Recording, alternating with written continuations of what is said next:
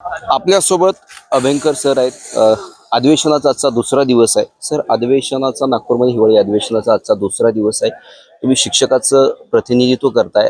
काय शिक्षकांच्या प्रामुख्याने मागण्या असणार आहेत तुमच्या अजेंड्यावरती? एक तर असं आहे की संच मान्यतेच्या संदर्भात राज्य शासनाने जो GR काढलाय 15 मार्च 2023चा, तो अत्यंत अन्यायकारक आहे. त्याविषयी आम्ही जास्त बोलणार आहोत. कारण याच्यामुळे अनेक शाळा ह्या बंद व्हायला निघालेल्या आहेत. जवळजवळ महाराष्ट्रामध्ये 18,000 शाळा बंद होण्याची भीती निर्माण झाली. 25,000 शाळा अशा आहेत की ज्या ठिकाणी मुख्याध्यापकच राहणार नाही.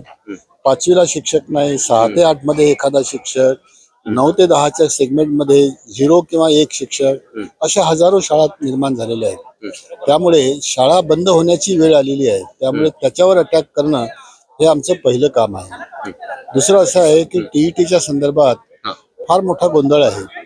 TETच्या संदर्भात राज्य शासनाने काहीतरी भूमिका घेण्याची आवश्यकता होती. आम्हाला मान्य आहे की सर्वोच्च न्यायालयाचा निर्णय आहे. सर्वोच्च न्यायालयाचा निर्णय असल्यामुळे त्याच्या पुढे आम्हाला काही वेगळं काहीतरी द्या असं आम्हाला म्हणायचं नाही. फक्त एकच आहे की राज्य शासनाने कुठली तरी भूमिका पार पाडणं आवश्यक होतं. पण राज्य शासनाने या संदर्भात काहीच म्हटलं नाही. पहिली गोष्ट हे आहे की त्यांनी सुप्रीम कोर्टामध्ये रिव्ह्यू पिटिशन दाखल करण्याच्या दृष्टीने हालचाल करायला पाहिजे होती. तामिळनाडू करू शकतंय, केरळ करू शकतंय, इतर राज्य काही करू शकतात. आपल्या राज्याने ती भूमिका घ्यायला पाहिजे होती. ती केलेलं नाही. दुसरं असं आहे की आता पार्लमेंटचं सेशन सुरू आहे. याच्यामध्ये RT राईट टू एज्युकेशन हा जो आहे याच्यामध्ये 23व्या कलमामध्ये मिनिमम क्वालिफिकेशन नमूद केलेलं आहे. त्या मिनिमम क्वालिफिकेशन मध्ये जर बदल केला तर हा प्रश्न ताबडतोब सुटू शकतो. त्यामध्ये मिनिमम क्वालिफिकेशन मध्ये HSC B.Ed, BA BSc BCom B.Ed हे क्वालिफिकेशन हे मिनिमम क्वालिफिकेशन मध्ये आणता येतील आणि TET हे ऍडिशनल क्वालिफिकेशन म्हणून त्यामध्ये देता येईल आणि त्याला कालावधी देता येईल. अशा पद्धतीने बदल जर केला तर शिक्षकांना मोठा रिलीफ मिळू शकतो. याशिवाय शिक्षकांच्या बाबतीत एक तर शाळांमध्ये शिक्षक कमी आणि त्याच्यामुळे शिक्षकांवर फार मोठा वर्कलोड आहे. एकेका शिक्षकाला 2-2, 3-3 वर्ग घ्यावे लागतात.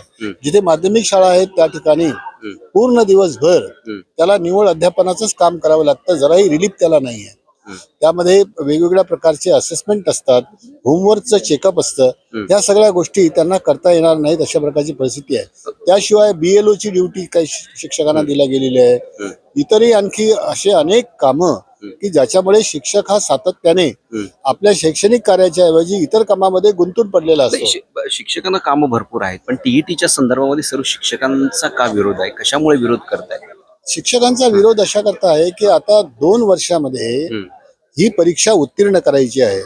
ज्या परीक्षेचा निकाल 2 आणि 3% आहे त्या परीक्षेमध्ये उत्तीर्ण होण्याच्या दृष्टीने शिक्षकांना खूप तयारी करावी लागणार आहे.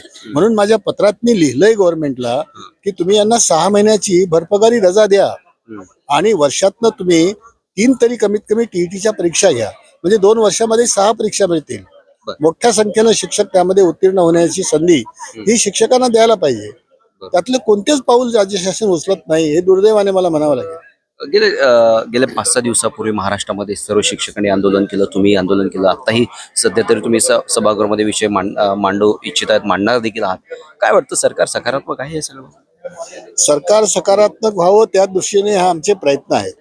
मला खात्री आहे की एवढ्या मोठ्या प्रमाणामध्ये संपूर्ण त्या परिषदेमध्ये जर असं एक प्रेशर निर्माण झालं तर राज्य शासनाला निश्चितपणे याचा पुनर्विचार करावा लागेल. आणि मला असं समजलं सुद्धा की मुख्यमंत्री महोदयांनी काल काहीतरी त्यांना भेटायला गेलेल्या लोकांना काही आश्वासन दिलं असं मला समजलेलं आहे. त्यातून तोडगा निघेल असं मला वाटतंय. धन्यवाद तुम्ही आमची संवाद साधल्याबद्दल. हे होते शिक्षक आमदार अभ्यंकर. मी गुणवंत नगर, DRV न्यूज, नागपूर.